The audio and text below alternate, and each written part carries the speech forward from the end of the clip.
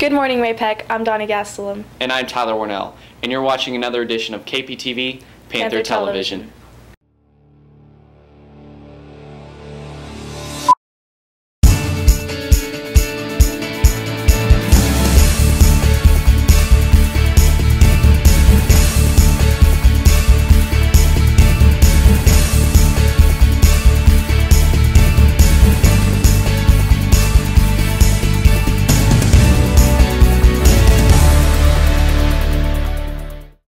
The class of 2017 will be the first class able to participate in the International Baccalaureate program. Also known as the IB program, it is a higher form of AP classes. Reporter Delaney Ardito gives us the details behind this new way of learning. Last winter, the Ray-Pec School District applied to be a candidate school for the International Baccalaureate program. The IB program is a challenging and comprehensive two-year program that allows students to study major subject areas through an international perspective. IB coordinator Stephen Meek believes this program will help better prepare students for their future. It is going to really prepare students for college. Students can take a test at the end of the class, and if they score high enough on that test, depending on where they're going to school, they can get college credit for that class. Ray-Pec will offer its first IB course during the 2015-2016 school year for juniors. The class of 2017 will be the first class to have access to the program. In order to become a teacher for the program, you have to go through training. Teacher Heidi Langsberry tells us how she is preparing. I had to go to a week-long training in New Mexico, and the training was conducted entirely in Spanish. We talked about things like the IB test and some different methods we can use to teach them. Students who are interested in joining the program during the 2015-2016 school year need to start preparing now. Meek informs us on how students should get ready. Need to be taking the right coursework. So students in 8th grade need to be taking Spanish, and they need to be taking algebra. The IB program is bringing many opportunities to students here at Ray-Pec. This has been reporter Delaney Ardito for Kptv, Panther Television. With over 1,500 students at the high school, it seems harder to navigate from class to class. Reporter Macy Hodges walks us through how students can avoid this obstacle.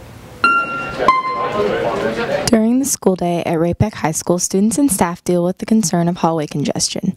The Ray-Pec School District has been discussing long-term plans and solutions to fix congested hallways. High school principal Stephen Miller tells us how hallway congestion could be improved. It's very difficult, like I said, to change the size of the hall, but maybe we could change the movement patterns.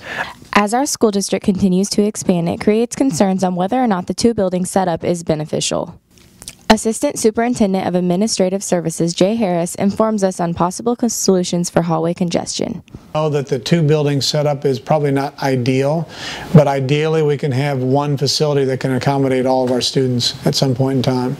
Ray-Pec's bell schedule is designed to help the flow of traffic as students travel between buildings. Principal Stephen Miller believes following the appropriate bells may help with the congested halls. If we're releasing the students at the appropriate bells, where we get our traveling students moving before the students that stay on the building site, and those students progress where they should go, then the hallway congestion seems to be more doable, more manageable. Although hallway congestion has not been settled yet, it has been brought to the attention of Ray-Pec Board and Administration. This has been reporter Macy Hodges for Kptv, Panther Television. An easier way of keeping up with Ray-Pec news and events is now available. This year, journalism and media students joined together to provide you with the latest news through a website called Ray-Pec Now.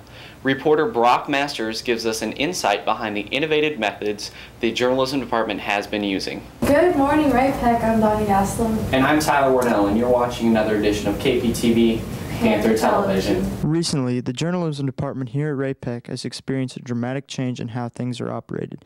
Instead of having two different classes for Kptv and newspaper, it is now one conjoined entity called Ray-Pec Now. Newspaper teacher Stephanie Russ explains why this new innovation was put in place this year. We want to give students an authentic experience of what journalism is, and convergence journalism is what the industry standard is now. Students have to be able to go out and write, shoot, and report on a news event, and that's what we're trying to create here at Ray-Pec. Editor-in-chief of the newspaper, Tyler Warnell, tells us what he likes about the new Ray-Pec Now.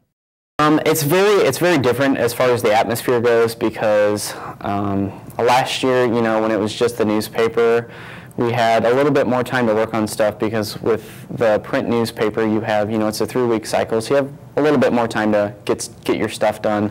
But this year, since we have the website, we're doing much more timely events, and so that gives you a shorter amount of time to complete your stories. This new system is not only about convergence, it is also about getting the student body more aware, as the head Kptv student, Danya Gaslam, explains. Now it's just, you know, Ray-Pec now, it's not just Kptv and it's not just journalism classes, it's both of them combined. And if people are actually really interested in like seeing what we have to offer and like seeing what new shows we have to put out, because everybody on Kptv and journalism now, like, they work really hard to get everything just put out there, and I think if people actually really want to see it and see our hard work, then yeah, they will.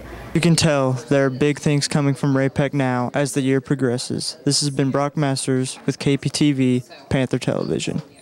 For more stories, visit www.raypecnow.com and follow Ray-Pec Now on Twitter and Facebook. This has been Tyler Warnell And Dinah Gaslam. Thanks for watching another edition of Kptv, Panther Television.